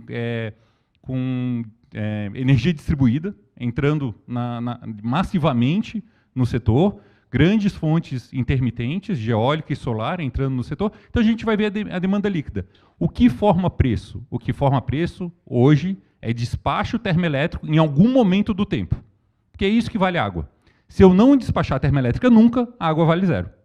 Porque eu só consigo valorar a água despachando termoelétrica. Eu não tenho outras formas de valorar. Então, mesmo pensando no modelo por custos, será que isso faz sentido, pensar num preço de energia zero? Como é que eu vou, num país em desenvolvimento como o Brasil, um país que vai requerer mais energia, apesar de a gente ter uma sobreoferta hoje, mas vai requerer, como é que a gente mantém um modelo que depende única e exclusivamente do despacho termoelétrico para formar preço, quando a gente vai para uma matriz cada vez mais limpa? Então, é inevitável melhorias, seja no modelo por oferta ou modelo por custo, porque a gente precisa avançar nessa discussão, e eu acho que tem muita margem para melhoria. E eu queria colocar um outro ponto, antes de terminar, é que a gente diz assim, ó, o mercado por oferta é um mercado que tem inteligência coletiva, e mercado por custo é um mercado que tem um agente. Cara, inteligência coletiva a gente pode produzir em qualquer um deles. Basta que a gente invista na discussão do setor como a gente está fazendo isso hoje. A gente traz inteligência coletiva discutindo, propondo, melhorando, fazendo propostas que vão depois participar de modelos oficiais. Talvez os modelos poderiam ser abertos para qualquer um contribuir em algum momento. Eu acho que inteligência coletiva não está restrita ao preço por oferta. Inteligência coletiva a gente consegue produzir, seja qual for o modelo, a diferença é que a gente produz ela de maneiras diferentes. Então, a gente tem que escolher o caminho, e os dois caminhos chegam no mesmo destino. Então, como é que a gente vai produzir inteligência coletiva, seja por A ou seja por B? Legal, legal, Vitor. Obrigado. Ótimos comentários. Bom, estão bombando aqui as perguntas, tá? Você que nos assiste online, pode caminhar a sua também, que estão aqui chegando no meu WhatsApp. Eu até nem vou conseguir fazer as minhas, né? Mas eu vou começar a tentar aqui o desafio de endereçar todas as perguntas que chegaram. Fazer uma rapidinha primeiro, uma pergunta que chegou, acho que aqui para o Lucas e para o Gabriel, como o Lucas está sem o microfone. Pergunta factual, no jogo preço por oferta, ele dispõe de simulações com usinas hidrelétricas? Dispõe sim, é justamente o que acontece para esse jogo. Você primeiro monta sistemas físicos alternativos, né, e está disponível um sistema físico com hidrelétrica, assim como alguns sistemas físicos sem, né, como o que a gente exemplificou, mas para manter a versão mais simples primeiro foi só com termoelétricas. Mas tem, inclusive, na representação das hidrelétricas, tudo o que foi explorado dentro do P&D da ENGIE de reservatórios virtuais, né, que foi mencionado pelo Kelly, foi mencionado pelo Dorel, é uma outra característica, né, de implementação, é uma das alternativas que poderia ser implementada, né, no caso do modelo por oferta, e isso pode ser observado ali fazendo o jogo. Em cima do sistema físico vai se definir o número de jogadores, e isso é o que caracteriza o jogo, cada jogo que fica disponível. Não, legal. Durante aqui hoje o dia, né, acho que foi falado um palavrão, né, reservatório virtual, né, que no fundo é um jargão que poucas pessoas, eu acho, que olharam a fundo e entenderam. Eu não queria, de forma alguma, gastar tempo aqui do nosso seminário explicando, mas eu queria tentar passar para todos aqui que nos assistem um conceito muito simples, né. O reservatório virtual, ela é uma forma, e aí eu peço que vocês acreditem em mim, ela é uma forma possível de implementar a formação de preços por oferta, preservando os direitos do MRE existentes e assegurando a coordenação das usinas hidrelétricas em cascata. Tá? Ponto final. Então, eu não vou entrar aqui em detalhes se ela é complicada, ela é fácil, se ela é difícil, se ela é eficiente, até porque, como eu falei, ela é uma forma de fazer isso. Né? Então, quando a gente fala reservatório virtual, Google Translate significa, opa, é um mecanismo através do qual a gente preserva o MRE, então todos os MRE-nautas vão ficar felizes, e garante a coordenação da operação nas cascatas. Só porque esse conceito é bem relevante, porque a gente acaba se perdendo, né, no nosso jargão aqui, e esse é o conceito que acho que tem que ficar claro para todos nesse momento. Mas eu queria aproveitar para você, Gabriel, teve uma pergunta também bastante interessante, feita por um colega aqui da Dynamo, se eu não me engano. Tá? Ele fala assim, deixa eu ver que eu estou ficando velho, eu não enxergo meio com o meu óculos. Vamos lá, ele fala o seguinte, os mecanismos para mitigar poder de mercado, eles envolvem elementos externos ao setor. Aí o exemplo que ele dá. Por exemplo, procedente ou não, só foi possível investigar o comportamento da comercializadora Beta em razão de uma fiscalização pela CVM. Entendo ser necessário considerar mecanismos e atores externos, como, por exemplo, o CAD, e fiscalizações, transparência contábil financeira. Não, certamente haveria uma interface aí, né? Tipo, porque tem elementos que são mais amplos do que o setor, né? Então, onde cabe ao monitor de mercado, e a gente estudou bastante isso no P&D, vamos estudar novamente agora no Meta, tem várias formas de fazer, né? Tem vários países vão por diferentes caminhos, mas você tem que empoderar, né, essa atividade de monitoramento, né, tem que ter o nível correto de independência, né, ele pode, inclusive, ser algo totalmente terceirizado, né, que não está ligado a uma instituição já existente, que assim ele vai poder mais livremente fazer críticas, né, é uma defesa que alguns estudiosos fazem, né, de por que é importante ter essa distância, né, entre o monitor e quem efetivamente toma as decisões, a regulação, a operação e tudo mais. E haveria essa interface, né, entre o monitor, seja interno ou externo, com essas outras entidades, né, do setor elétrico ou enfim, Câmara de Comércio num sentido mais amplo, né? Proteção ao consumidor, eventualmente pode se aplicar aí. É importante a gente ter alguma separação para também não cair no extremo da judicialização, né? Porque daí a gente está trazendo gente que não conhece, né, o meio do setor para opinar, o que pode mais trazer ruído do que apoios, né? Mas o setor elétrico ele não é uma ilha, né? Ele não está isolado, então essa dinâmica é importante, inclusive, eventualmente, de criar essa rota via monitor de mercado para que isso aconteça pelas rotas corretas, né? Tipo, e não via judicialização, né? Não de uma forma caótica, mas que se atente, né, para coisas que vão além da alçada do setor elétrico para ter essa preocupação. A possibilidade de exercício de poder de mercado, ela isoladamente não é uma preocupação em qualquer mercado do mundo. O que a preocupação é quando essa possibilidade vira realidade, né? Aí realmente você tem um problema. E a mitigação do poder de mercado, particularmente pelo que a gente tem aprendido internacionalmente, ela depende, em primeiro lugar, do fortalecimento da agência reguladora. A gente precisa ter uma agência reguladora atuante, porque o regulador ele tem, ao longo do tempo, a responsabilidade de zelar pela competição em todas as esferas da cadeia, né? E às vezes a gente fala em poder de mercado, muito preocupado com o mercado por oferta, mas eu acho que o Rodrigo Sack fez uma provocação hoje de manhã, né? Uma provocação legal, né? E de uma forma ali meio assim, esperta, falou assim, mas será que não tem poder de mercado no despacho por custo que a gente tem hoje? Será que não tem poder de mercado nos leilões de contratos de energia? Será que não tem poder de mercado nos leilões de transmissão? Isso tudo são perguntas que, não estou afirmando que tem, mas elas são meritórias de um estudo constante. Porque o que se deve evitar no monitoramento externo é quando o telefone vermelho toca e diz, opa, você ofertou 200, agora tem que ofertar 80, vou te interferir. Isso, para acontecer, tem que ser a última esfera de ação de todos os mecanismos existentes. Mas como a pergunta, acho que coloca, esse monitoramento externo, que, mais uma vez, na nossa problemática aqui da formação de preços de curto prazo, sempre foi buscada através de um órgão de monitoramento de poder de mercado, que é um órgão que foi externo ao regulador, depois foi até incorporado aos operadores de mercado, era uma instituição separada, tocado por uma empresa separada, com Chinese Wall, e que é o caso da Monitoring Analytics no PJM, acho que é esta, no México, né, Gabriel? Esqueci o nome do México que faz.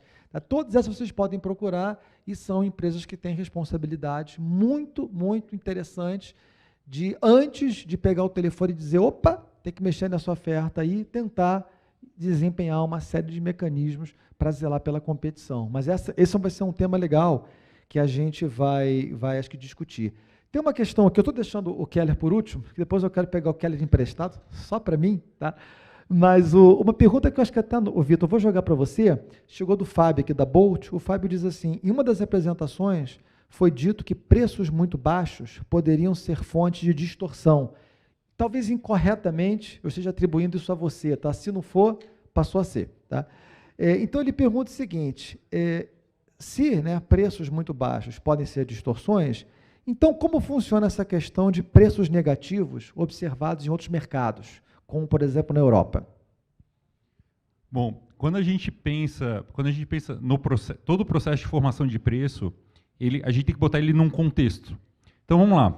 A Europa, quando colocou o preço por oferta, ela tinha PIB em crescimento e consumo em decrescimento. Ou seja, eu entro no modelo de competição, onde os meus agentes que estão lá são super eficientes e eles não precisam fazer novos investimentos ainda, porque, na verdade, o consumo estava cada vez mais eficiente, ele estava decrescendo, e aí eu vou para um mercado super competitivo. E no mercado super competitivo, quando eu tenho restrições operativas, estar ligado é melhor do que estar desligado em algum momento para garantir que eu vou estar ligado daqui a 2 horas, porque para mim faz sentido. Então eu estou disposto a pagar para alguém consumir essa energia para que eu não seja desligado. Isso por quê? Porque quando a gente vai operar de fato, ligar e desligar uma lâmpada, a geração ela vai balançar. Então se o consumo baixar muito, alguém vai ser desligado. E alguém só vai ser, essa entidade ela só vai ser religada de novo se eu tiver um consumo suficiente para chegar lá.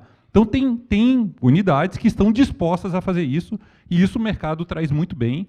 Isso consegue-se ver isso até em modelos de despacho por custo. Quando você coloca restrições, unit commitment, você vai ver CMO negativo dizendo, se você consumir, se você colocar uma demanda a mais, o teu custo cai, porque aquela termoelétrica que estava despachada, que tinha um custo, ela foi desligada, ela precisa ficar desligada por uma determinada quantidade de horas, e necessariamente, daqui a 2 horas eu vou ter que botar uma outra termoelétrica, não pode ser essa, que vai ser mais cara que aquela.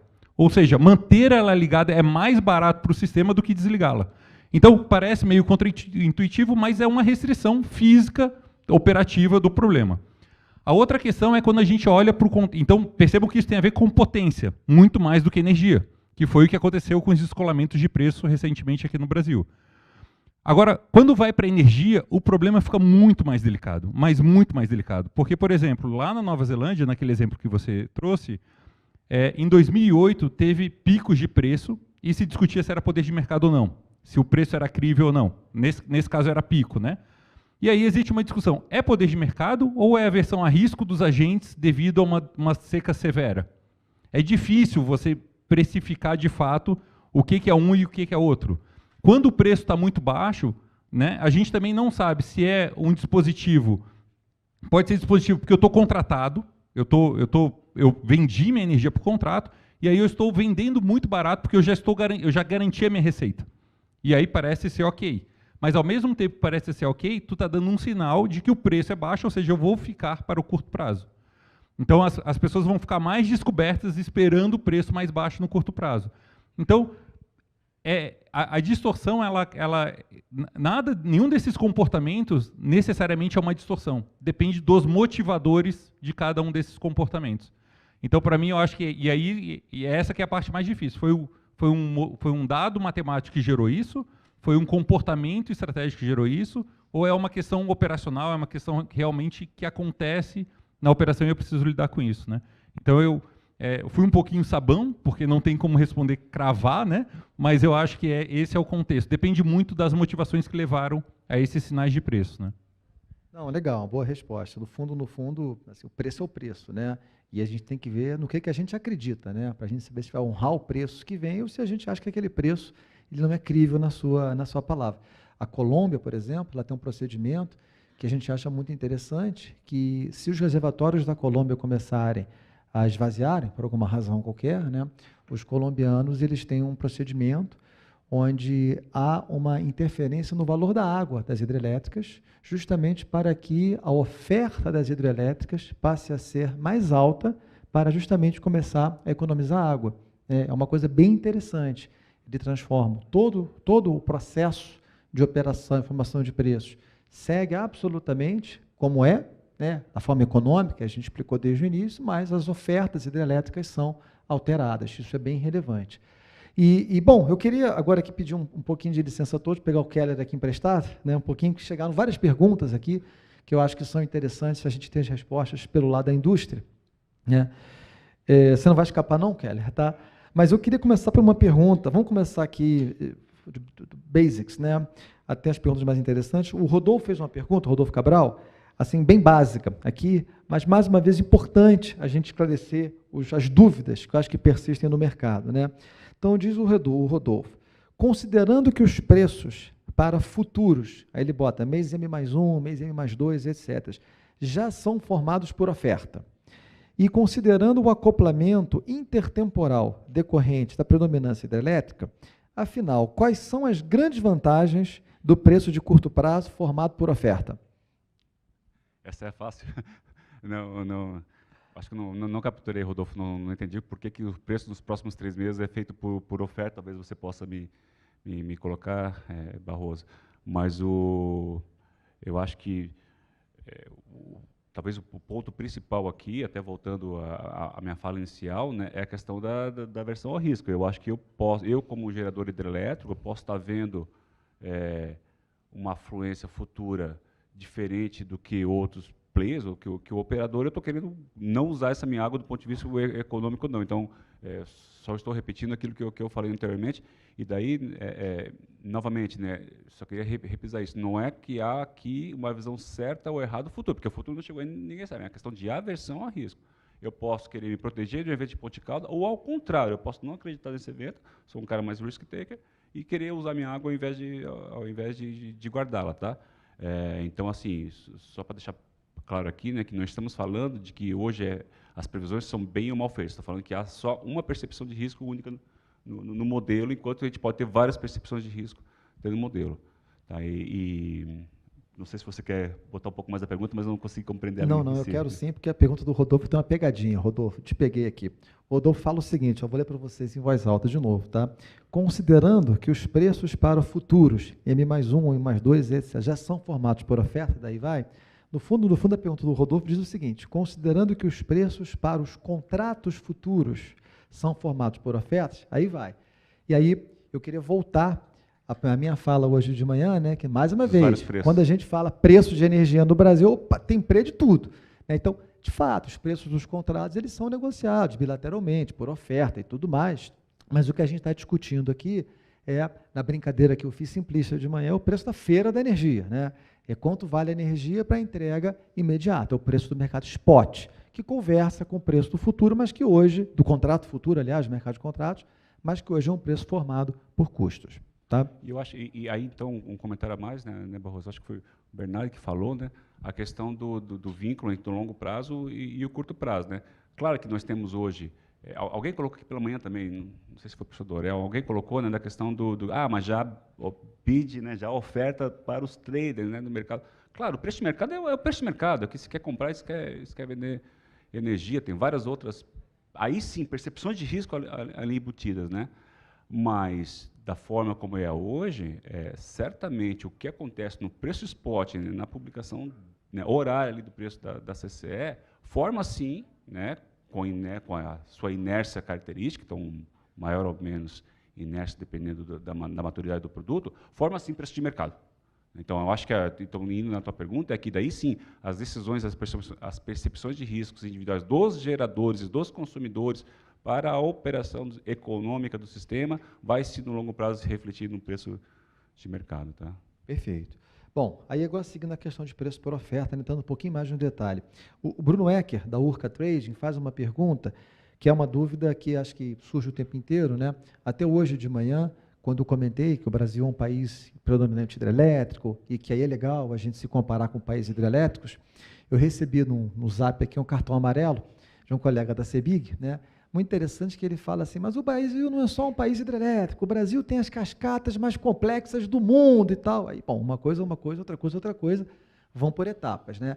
Claro que o Brasil tem um sistema hidrelétrico muito complexo em cascatas.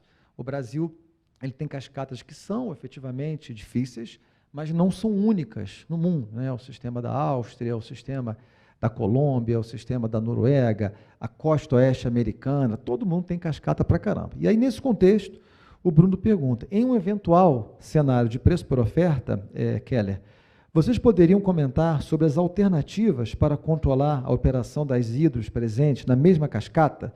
Porque a gente sabe que a operação da turma de montante afeta a operação da turma de jusante. Quando os agentes pertencem a donos diferentes, isso dá rolo. Bom, essa eu acho que foi a parte do P&D que mais custou, né? Fosfato aí para a gente pensar nas escolhas. Eu não vou nem ter a competência aqui para dizer quais são as escolhas que a gente pesquisou, mas vou falar na escolha que a gente fez, né? Naquela que a gente elegeu no programa de P&D nosso, né? Dada aquela premissa de se preço por oferta fosse. E a escolha que a gente fez, já falei uma parte dela, né? Mas eu acho que ela é muito importante, é desvincular, né, o mundo operacional do mundo econômico. E daí, nesse sentido, o MRE em si, nas suas funções originais, permanece completamente mantido. O MRE vai continuar nessa nossa escolha, e há outras escolhas, né, poderia ser diferente disso, continuaria sendo operado de maneira otimizada por meio de modelos pelo ONS. Então, nós escolhemos aqui, e também foi colocado pela manhã, né, diminuir um pouco a complexidade da mudança, tá? E o que a gente escolheu foi, a gente mantém o MRE do ponto de vista físico, que a gente faz, né, por meio da criação dos reservatórios virtuais que acredita no Barroso, quando ele falou que funcione, né? A gente fazia também o rateio pela afluência, foi colocado aqui, acho que foi pelo Richard, pelo Dorel pela manhã, mas a nossa escolha foi, eu passo a ratear não mais o output, não mais a geração, em si o dado de entrada, a afluência. Aí a ENGIE, por exemplo, tem 5% da garantia física hidrelétrica do MRE, tem direito a 5% da afluência, escolhe se quer gerar agora ou não, coloca isso numa conta econômica à parte, num reservatório virtual. O resultado disso tudo vai, né, da ENGIE, de todos os geradores elétricos do Brasil, vai dar o que seria a operação econômica do MRE.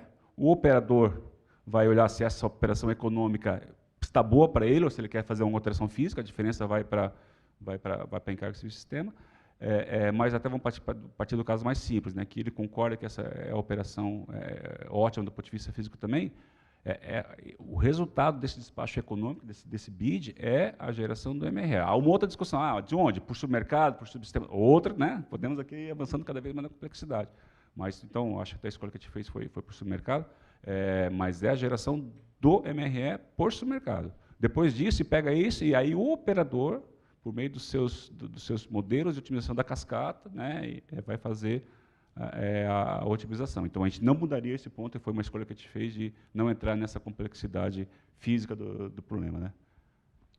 Gabriel, complementa aí que você é o cara que conhece muito mais. Não, modéstia sua, cara. Acho que foi ótimo. Acho que, e talvez assim esse destaque, né, que da forma como foi trabalhada no P&D, tinha essa ideia de que as ofertas definem uma energia total, mas depois eu tenho um processo adicional, né, que seria de distribuir essa energia total dentro da cascata, que dentro do projeto do P&D foi algo que a gente idealizou, pensamos, né, conjunto, discutimos, de ser mantido, organizado pela ONS e passando sinais para o MRE. Né. E essa não é a única solução, né? O Dorel mencionou aqui no bloco 2 a possibilidade, por exemplo, dos agentes se organizarem e fazerem uma oferta pela cascata. Implicitamente, seriam os agentes, donos da cascata, que seriam responsáveis, então, por fazer essa divisão interna, né, do físico, né, uma vez que o operador deu ok para a energia total da cascata, que é o que vai interessar na interface para o sistema. O Luiz mencionou outros países, né, justamente, é comum esse tipo de coisa. Às vezes você fatia, né, as hidrelétricas da mesma cascata, tem diferentes proprietários, eles são obrigados a negociar entre eles para chegar a um acordo para definir como a cascata vai ser operada. Mas sempre eu tenho essa dicotomia, né, eu tenho a questão do físico, precisa ser solucionada, né, de alguma forma, com alguma mediação aí, né, entre os agentes, e a questão de como isso faz interface com o sistema. E acho que, assim, talvez até um tema recorrente, né, é a gente dar atenção, né, e ter o cuidado com os desafios, né, não fugir deles e estar atento que poder de mercado, que a questão das cascatas, externalidades de uma forma mais geral, regras de transição, né, tudo isso são problemas, né, não seria um projeto de 2 anos para a gente estar atacando aí com bastante cuidado se fosse de outra forma, né, e desafios, inclusive no preço por custo, que a gente viu também. Hoje a gente já vê, né, problemas, a gente precisa atacar, precisa estar atento para os desafios que a gente tem mantendo, né, nesse caminho, de forma a fazer uma proposta que seja realmente o ideal. Hoje, essa questão das cascatas ela é fundamental, né? E não é um problema fácil. Você tem, por exemplo, experiências internacionais que são muito interessantes. Por exemplo, na Áustria, existem cascatas feitas por usinas reversíveis. Basicamente, uma usina de baixo bombeia para a usina de cima, que bombeia para a usina de cima, que bombeia para a usina de cima, e elas pertencem a usuários diferentes. Você tem na Colômbia também cascatas que pertencem a empresas diferentes. O caso da Noruega também. Nesses países, o que a gente acaba tendo, não existe MRE, tá? Não sei se para o bem ou para o mal deles, mas não existe MRE, a gente evolui para um mecanismo tipo o Gabriel comentou agora. Acaba sendo criado um MRE implícito entre as empresas para, através aí, pelo mecanismo de Coase, né, que o Dorel falou hoje de manhã, brincando com o Richard, tentar chegar individualmente e descentralizadamente através de uma solução mais intervencionista. Não é fácil fazer isso, né? Mas existem experiências também bem relevantes, por exemplo, a costa oeste americana, nos reservatórios, a produção de energia é, se eu não me engano, o 5º ou 6º uso do reservatório. Primeiro uso é controle de cheia, segundo uso é irrigação, terceiro uso navegação, quarto uso turismo, quinto uso pesca do salmão, sexto uso produção de energia, e é por oferta. Então, como é que você garante que aquelas 5 utilizações anteriores do reservatório serão mantidas com os agentes livremente ofertando a sua energia? Tem regras para isso, tá? Não é também feito de qualquer maneira, um processo bastante complicado e complexo. Mas é assim que é o nosso setor, e eu acho que esse é mais um desafio que a gente vai ter que encarar no processo. Mas eu queria voltar para o Keller. Tá? Keller, vamos lá. Você, mais uma vez, queria te explorar bastante como uma pessoa da indústria, né? E até respondendo a uma pergunta que houve de manhã, né? Houve uma pergunta que a gente recebeu de, poxa, mas por que não tem mais empresas no painel? Por que eu não estou no painel? Por que eu não estou aí? Muita calma nessa hora. Toda a ideia é que a gente tenha mais empresas, mais agentes e mais diversidade nos próximos painéis. Mas, como o Keller está aqui hoje representando, né, a indústria, então sobrou para você. Keller, no processo do P&D que a Engie liderou, né, a formação de preços por oferta, vocês ali construíram um roadmap de implementação, com regras de transição, uma série de coisas. Aí eu queria explorar um pouquinho nesse caminho até esse futuro, novamente, no mundo por oferta, né? Você acha que nesse caminho tem algo intermediário que a gente possa implementar que, pergunta 1, aprimore o que a gente tem hoje, né, e vai que a gente esquece esse negócio de preço por oferta e fica feliz com o modelo por custo, enfim, vida que segue, né? Ou no mundo preço por oferta, se tem alguns pequenos tweaks que a gente já possa fazer hoje para antecipar alguns dos possíveis ganhos que você espera. Que eu acho que foi bastante da fala inicial do Vitor também, né, que há muito, independente se é oferta ou preço modelo, há muito por se fazer ainda, né, e o debate aqui sempre é profícuo. Né. Eu acho que sim, Barroso, eu acho que sim. Eu acho que a gente tem algumas coisas que dá para fazer antes de decidir implementar preço por oferta, ou mesmo que a gente não venha implementar. Eu acho que tem alguns caminhos que a gente pode trilhar. Eu acho que um deles, e talvez o mais óbvio, né, é o que a gente já faz hoje, né? A gente pode debater aqui se a gente deveria fazer diferente ou não, que é o contínuo aprimoramento dos modelos. Né? Então, quanto tempo que a gente tem modelo? 20 anos? 20, então, está, né, todo ano com uma nova versão, quase sempre em avanço, hora a gente erra um pouco a mão, mas tudo bem, eu acho que é sempre um processo de avançar. Eu acho que ainda muito por fazer, né? Por exemplo, o Need Commitment de hidrelétrica, eu acho que tem alguma coisa por aperfeiçoar ainda, tá? Enfim, eu acho que existe ainda desenvolvimento, né, dos modelos de preço, enquanto a gente não migra para o preço por oferta. Mas eu acho que existe outro ponto, Barroso, que ele quase que é necessário no mundo do preço por oferta, mas ele pode sim ser implantado no mundo do preço por modelo, preço por custo, que também foi falado pela manhã, mas aqui registrar e responder essa pergunta, que é a questão da dupla contabilização. Eu acho que a dupla contabilização ela traz um avanço, ela não precisa ser com preço por oferta, pode ser como é hoje. Eu acho que ela traz um avanço em aproximar um pouco nas consequências, as responsabilizações entre o ex-ante e o ex-post, né? Porque hoje a gente tem, vocês sabem, o preço ex-ante e uma contabilização ex-post. Então, eu acho que ter a dupla contabilização seria um avanço muito importante para o setor. A gente ouviu pela manhã aqui, né, manifestações da própria CCE nesse sentido. Eu acho que esse é um ponto que a gente poderia investir, né, além do que a gente já faz, né, que é o contínuo aprimoramento dos modelos. Se eu pudesse colocar mais uma, então, talvez a gente pudesse pensar alguma coisa parecida com o que acontece com o mercado econômico, o mercado financeiro, que é criar uma espécie de boletim Fox, onde a gente pudesse também coletar as inteligência coletiva, nas percepções de riscos diferentes, por meio de um boletim. Aí teremos que debater como é que isso seria feito, não, certamente de forma voluntária, quem quer participar, mas, afinal de contas, eu acho que teria alguns ganhos. Né? Primeiro, que a gente tem um ganho para o operador, porque o operador começa a ter agora outras percepções, ser confrontado com as percepções e entender, opa, mas por que estão pensando diferente? E a gente poderia criar KPI, poderia criar benchmark. Então, acho que é um processo, né, que ele fecha a malha e faz com que todos evoluamos. Então, certamente, o operador, mas também para os agentes. Abrindo aqui um parênteses, né, ingênuo qualquer um pensar que a questão de preço por oferta é simples, ela é muito complexa, né, e tem muito trabalho para ser feito pela frente ainda. Mas assim como é o modelo o preço por modelo, né, novamente, a gente está aqui há 20 anos, a gente acha que já estamos acostumados com isso, mas é muito complexo. Abrindo o segundo parênteses, a pergunta que você me fez, você como grupo europeu, o pessoal nem me pergunta, Barroso, se aqui é preço por modelo ou preço por oferta, porque para eles já é take for granted que é preço por oferta. Depois que eu tenho que explicar, não, mas aqui é por modelo, tá? Mas então eu acho que isso faz com que os agentes também comecem a criar o hábito de serem responsáveis, terem, né, a visão proprietária das variáveis que formam o preço, vamos lá, e daqui a pouco eu vou começar a se comparar. Não, poxa, mas eu criticava tanto o INSS, mas eu estou errando mais que o INSS. Né? Então, eu acho que isso é uma coisa importante. E isso pode ajudar, certamente ajudaria também na eventual transição, se nós, como sociedade, como setor, decidimos por preço por oferta, também da transição. Então, acho que ficariam essas três recomendações. A primeira, mais macro, né, continuar sempre aprimorando, eu acho que tem muita coisa para a gente fazer de curto prazo no modelo. Eu acho que a questão da dupla contabilização, que daí não é modelo, mas eu acho que é uma questão que a gente pode pensar que é um avanço importante, mesmo mantendo o modelo de preço atual.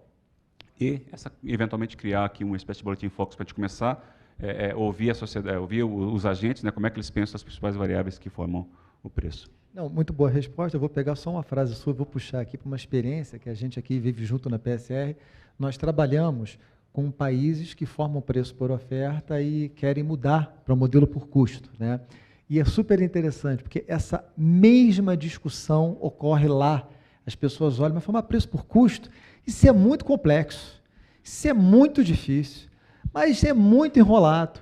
O fácil é o preço por oferta. Então, a gente poderia ter exatamente esse workshop aqui, feito, por exemplo, há 15 anos, em El Salvador, quando houve um exercício, um caso, exercício de poder de mercado, clássico lá, e que a discussão de mudar o preço por custo, mas é por custo. Alguém vai calcular o valor da minha água, mas vai ter que ter uma porção de demanda. Não quero, isso é muito enrolar, melhor ficar com o que eu tenho aqui. Então, é interessante ver que a complexidade também depende daquilo com que a gente está acostumado, né? Complexidade, muitas vezes, ela acaba sendo dirimida ao longo do tempo, quando a gente vai se acostumando, ou aos próprios erros, né, aos próprios acertos, e acaba esquecendo. Barroso, me permite compartilhar mais uma reflexão aqui, na questão de complexidade, agora indo para complexidade regulatória, e agora, ao contrário, né, naquele ponto que vocês responderam uma pergunta sobre a questão de ter agentes externos ao setor, né, monitorando a questão de preço de mercado. É interessante, a experiência que eu tive há 5 anos, então nem é tão recente, na Europa, na minha empresa na Europa, né, que sendo no preço por oferta, lá o paradigma, a equipe regulatória que tem para responder ao operador pelos bids é uma coisa altamente complexa e é muito constante, muito frequente. Então, também não é oba-oba, não.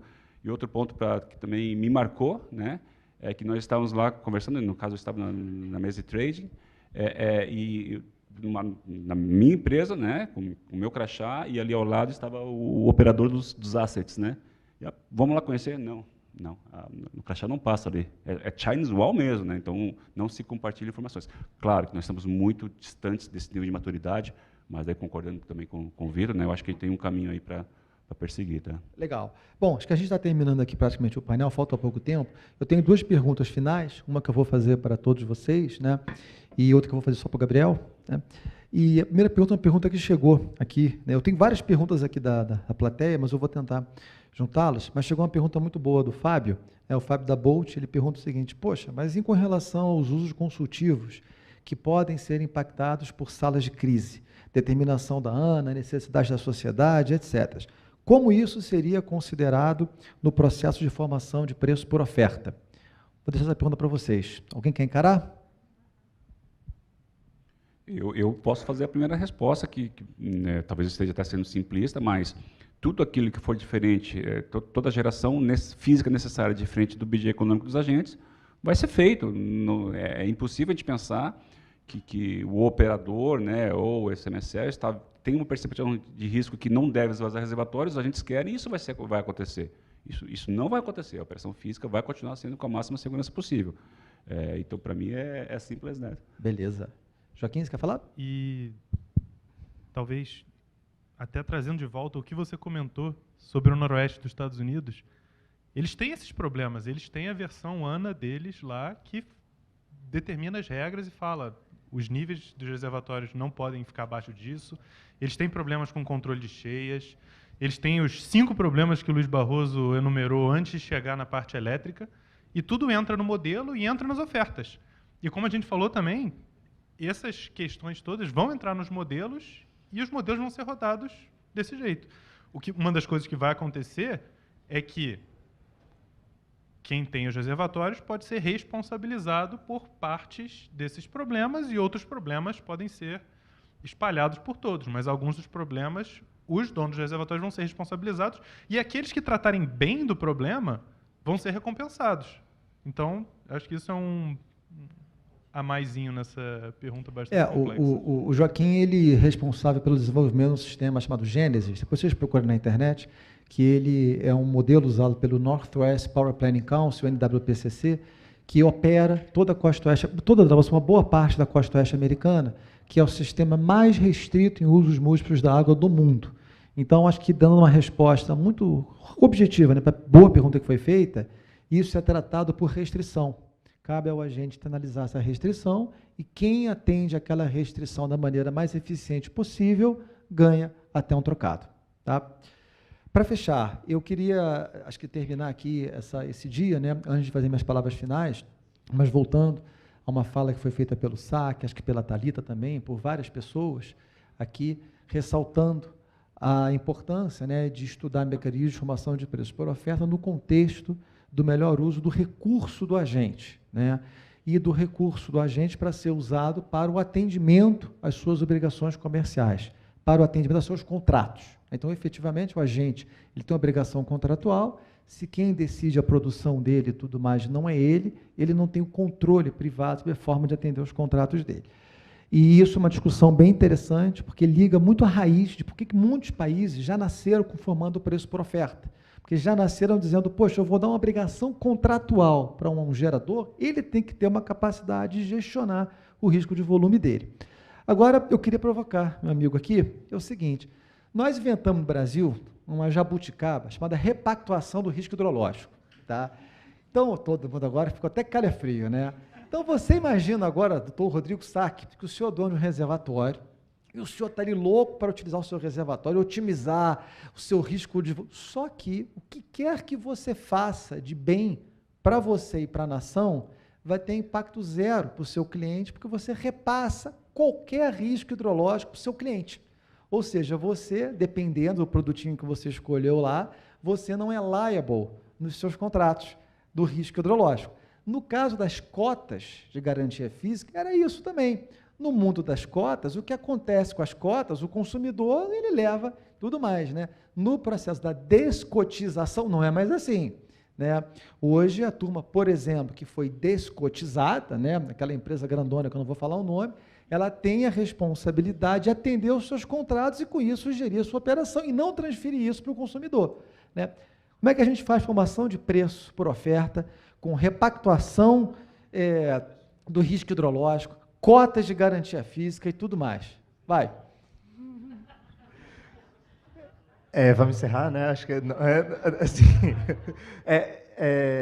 isso é um legado, né? E é um grande problema. E acho que a gente falou isso bastante, né? Nos blocos anteriores, até nesse, né? Uma fragilidade, talvez, uma dificuldade. A gente não tem, enfim, o setor que está mais acostumado a empurrar problema para os outros, né? A dizer, não, isso aqui é um risco que eu não consigo gerenciar, eu não posso ser responsável por isso, mas o risco vai continuar lá, né? E, assim, toda a lógica das ofertas, né, seria você colocar esse incentivo para o agente, né, para que ele possa usar a sua criatividade, a sua estratégia para entregar mais, inclusive, para o sistema, né? Para continuar conseguindo entregar o seu contrato de energia, mesmo que tenha uma restrição da Agência Nacional de Águas, mesmo que tenha a seca jamais vista, né, no histórico. Então, todo esse tipo de conjuntura, né, pode acontecer, né, e o setor tem que estar pronto para isso, né, e essa é uma preocupação, mas, hoje, a gente concentra isso muito nas instituições, né? E a ideia seria poder usar os agentes. O problema os agentes já foram para casa, né? Eles já assinaram um contrato de repactuação, já assinaram um contrato e agora você tem dificuldade em reintroduzir, né, esse tipo de incentivo, acho que daí eu só posso dizer, como a gente falou bastante no bloco 2, pensar bem em regras de transição, pensar bem como isso pode ser desenhado e pensar bem, eventualmente, né, sabendo que alguma parte do mercado vai ter essa fraqueza, e se for de alguma forma for possível introduzir algo que não desmonte, né, o restante, que ainda mantenha os incentivos corretos, a gente pode começar a pensar. E, enfim, tem uma série de outras ideias, né, que a gente já até explorou no P&D. Possivelmente você vai contratar alguém para ficar responsável por gerir, né, essa parcela de risco, né, que foi comprada, que hoje ela é da distribuidora, que também não assume esse risco, ela repassa para o consumidor. Então, tem uma dinâmica muito complicada, né, e que é muito característica, né, nossa, do Brasil, e que está muito ligada a essa discussão de legados. Então, enfim, é legado, é transição, e encarar os problemas com realismo, mas também poder pensar uma reforma, né? Poder pensar uma solução. E como tudo na vida, você sempre tem uma solução que pode ser mais intervencionista, né?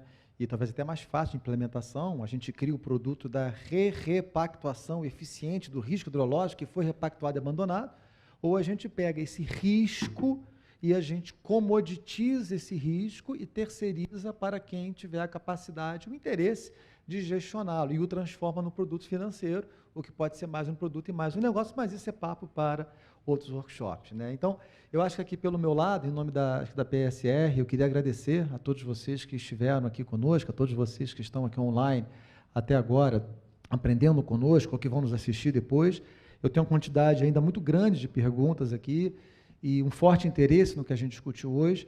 Perguntas muito interessantes, como pedidos da indústria, se a gente prepararia um relatório com as principais conclusões e discussões aqui, né? A gente, na verdade, vai fazer algo melhor, que é deixar esse vídeo todo disponível, o material vai ficar disponível também no hot site, e a ideia é que todos vocês, né, você que está aqui concordando comigo, contribua, né, que você mande suas sugestões.